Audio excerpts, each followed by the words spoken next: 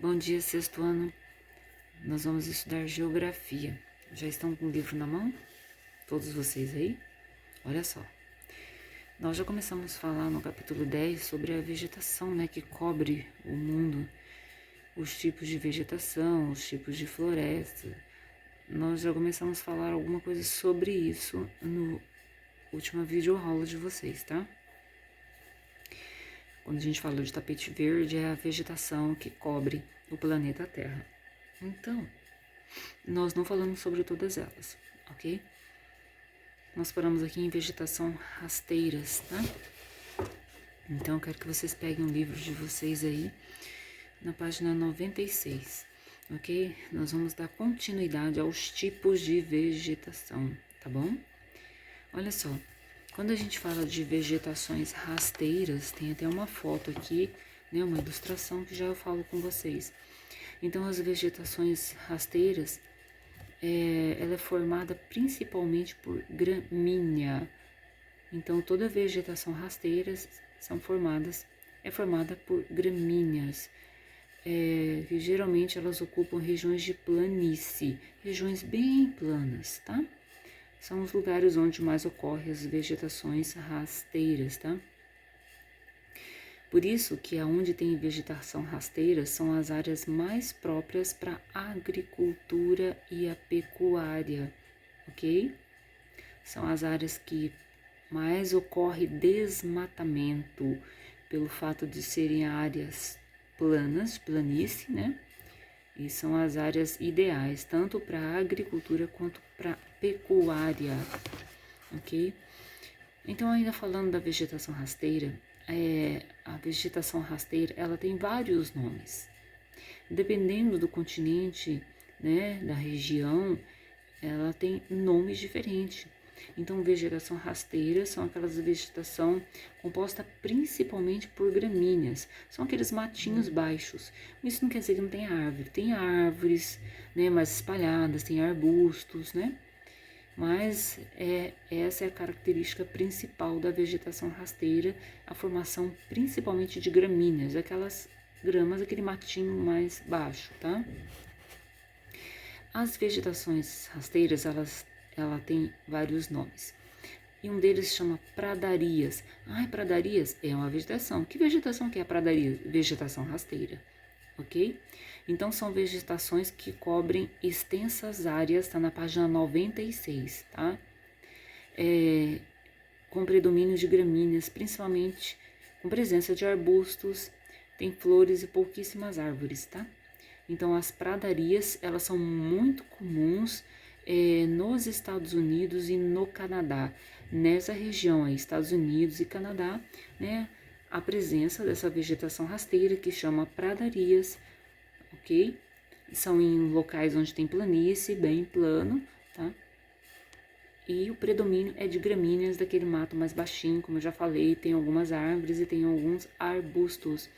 Aqui na América do Sul, principalmente no Uruguai e na Argentina, é conhecido como pampas, tá? Que abrange parte dos 3 países, o sul do Brasil, ok? Abrange aqui a Argentina. Então, pampas. Pampas é um tipo de vegetação rasteira. O que predomina é a grama e tem arbustos espalhados e uma outra árvore. Isso é a vegetação rasteira, que lá nos Estados Unidos e Canadá chama pradarias, aqui na Argentina, no Uruguai e aqui no Brasil, lá na região sul, chama pampas, tá?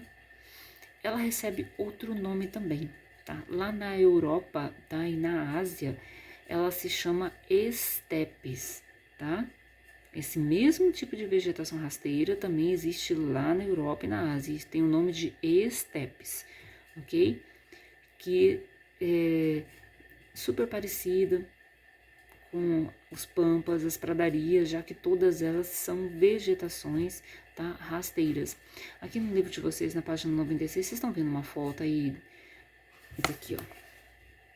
Olha só, isso aí é um exemplo de vegetação rasteira. Aqui, vegetação de estepe, lá na Europa, Aqui tá falando na Ucrânia. É isso aí, é a grama, aquela graminha mais alta, porque aqui parece que ela tá bem no chão, mas não é uma graminha um pouco mais, é graminha, tá? Esses arbustos e algumas árvores que vocês estão vendo. É desse jeito as vegetação rasteiras, que se chama estepes, tá? Lá na Europa, aqui no região sul do nosso país, na Argentina, no Uruguai, chama pampas. Nos Estados Unidos e Canadá, essa vegetação rasteira chama pradarias. Todas elas com a mesma característica, em áreas de planície, tá? Com gramíneas baixinhas e com presença de alguns arbustos e presença de algumas árvores, tá bom? Na página 97 de vocês, tem aí mais um tipo de vegetação rasteira, que é a tundra, tá? Tundra também é uma vegetação rasteira e ela é o tipo de vegetação do clima polar, tá? Lá no Alasca, nas ilhas do Canadá, algumas ilhas do Canadá, na Sibéria, tem essa vegetação rasteira que se chama tundra, ok? O frio intenso dificulta, sim, o crescimento, né, da vegetação, que se desenvolve apenas aonde? No período do, né, verão, no período do verão que desenvolve. Quando a neve derrete, o solo aparece. E o que aparece? A cobertura vegetal da tundra é composta de musgos, líquens e gramíneas, tá? Então, vocês estão vendo a foto aqui de uma vegetação de tundra na página 97. Praticamente gramíneas, você praticamente não vê arbustos, não vê árvores na vegetação da tundra. Olha aqui, ó. Tá? É uma vegetação de regiões polares, né? Regiões muito frias. Então, é essa gramínea, por isso que fala que também é considerado vegetação rasteira, ok? Aqui na página 97, ainda bem que tá bem ilustrado aqui, dá para vocês verem bem como são esses tipos de vegetação. Aqui na página 97 tem a vegetação mediterrânea. Olha só, essa vegetação ocorre principalmente às margens do mar Mediterrâneo. Lembrando que o mar Mediterrâneo, ele faz a separação ali entre a Europa e a África, tá? Não sei se vocês têm algum mapa aí que mostra essa Europa e a... Vamos ver aqui, ó. Não tem esse mapa aqui. Que pena que a gente não tá na sala de aula, né? Que eu ia mostrar pra vocês onde fica o mar Mediterrâneo. Então, o mar Mediterrâneo, ele tá lá no norte da África, tá? O mar Mediterrâneo tá ali, no norte da África, sul da Europa. Então, o mar Mediterrâneo tá entre a África, ele tá aqui, e aqui tá a Europa, tá? Então, ele fica aqui. E ele pega Europa e África mesmo ali, que fica entre esses dois continentes, o mar Mediterrâneo. Então, a vegetação mediterrânea porque tá ali, ao redor, tá? No litoral. Então, aqui na página 97, tá falando dessa vegetação mediterrânea, né? E essa vegetação ocorre principalmente às margens do mar Mediterrâneo, entre Europa, África e Ásia, que ali também, fechando a Europa e a Ásia, pega um pedaço da Ásia, né? Europa e África. Mas também está presente no Chile, no sul da África, na Austrália e no oeste dos Estados Unidos também se encontra esse tipo de vegetação mediterrânea. Não é só ali nas regiões do mar Mediterrâneo, tá? Ele tem, onde tem o clima mediterrâneo, tá aqui no livro de vocês, se caracteriza por duas estações bem distintas, verão quente e seco e inverno, né, ameno e chuvoso. Então, nós temos uma foto aqui do tipo de vegetação mediterrânea. E fala aqui que esse tipo de vegetação adaptou-se a longos períodos sem chuva, tá? Possuindo plantas basicamente arbustos com raízes profundas para buscar água subterrânea. Então, quando a gente olha aqui nessa foto aqui, do tipo de clima mediterrâneo, realmente a formação do clima mediterrâneo é mais de arbustos. Nós estamos vendo uma árvore, existem árvores na vegetação mediterrânea, mas principalmente arbustos. Vocês estão vendo aqui, ó, a vegetação mediterrânea. Se vocês observarem aqui essa vegetação mediterrânea, ela é principalmente de arbustos e tem uma árvore ou outra sempre, tá? Página 98. Que outro tipo de vegetação a gente tem aqui? A gente aqui também na página 98, ainda todas elas estão mostrando fotos do tipo de vegetação. Por isso é importante vocês darem uma lida e uma olhada nesses tipos de vegetação, porque a gente visualizando a foto, a gente grava muito mais. O que é a vegetação de altitude? É uma vegetação característica das regiões montanhosas, de regiões de montanhas, tá? Então, geralmente na região das montanhas, o solo fica no topo das montanhas, sempre tem aquela cobertura, né, de gelo. E aí nós temos essa vegetação, tipos de vegetação como os campos de altitude, com presença de gramínea, musgos, líquens, né, quanto mais próximo lá da topo da montanha. E a vegetação, quando você vai descendo a montanha, começa a aparecer mais a vegetação, é taiga, também conhecida como floresta conífera ou floresta boreal, tá? Então, assim, quando a gente vai para uma área de montanhas, né, lugares mais frios, lá no topo das montanhas, a gente geralmente vê aqueles topos de neve. Aí vai descendo, a gente vê aquela vegetação de tundra. E aí a vegetação de altitude, na realidade, é essa vegetação que fica nas encostas, tá? Das montanhas, que a gente chama de vegetação de altitude, que ela também é conhecida como floresta conífera, floresta boreal, ok? Então, essa vegetação praticamente de pinheiros, vegetação bem típica, tá? De lugares de montanhas, tá? Então, quando a gente fala vegetação de altitude, nós estamos falando da vegetação ao redor das montanhas, tá? São praticamente vegetação de pinheiros, tem outras árvores também, ok? Nós também temos as vegetações desérticas, né? Quando a gente fala em vegetações desérticas, a gente já imagina que é lá do deserto. Então, vegetações desérticas são tipos de climas áridos, né? Onde não chove ou quase nunca chove, chove pouquíssimo. E vamos ver uma outra coisa aqui. Vegetação apresenta espécies que se adaptam a essas condições climáticas. Então, quando a gente fala da vegetação desértica, é lugar que praticamente não chove.